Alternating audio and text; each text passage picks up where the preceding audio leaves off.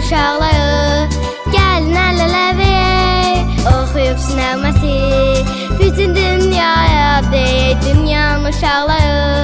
gəlin ələlə oxuyub nəğməsi bütün dünyaya biz deyək azımız budur ki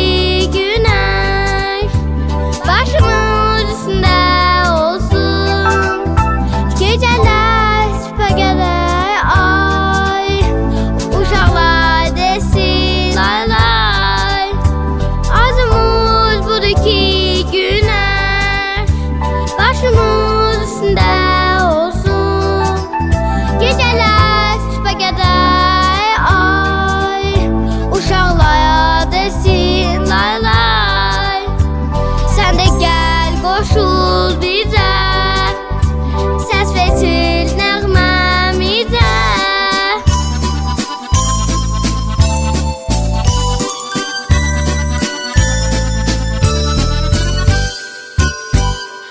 artıq gətirsək biz quşları azadırıq oxuyub nəğməsi bütün dünyaya deyək artıq gətirsək biz quşları azadırıq oxuyub nəğməsi bütün dünyaya biz deyək azımız budur ki günəş başımız üstündə olsun gecələr süpə qədər ay uşaqlar desin lay lay azımız budur ki günəş başımız üstündə olsun gecələr süpə qədər ay uşaqlar desin lay lay azımız budur ki günəş başımız üstündə olsun gecələr süpə qədər ay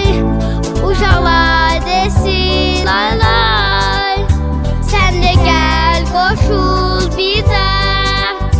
səs verir nəğməmizə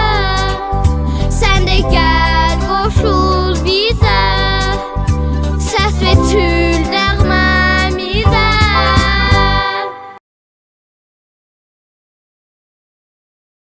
Sən də gəl qoşul bizə, səs verir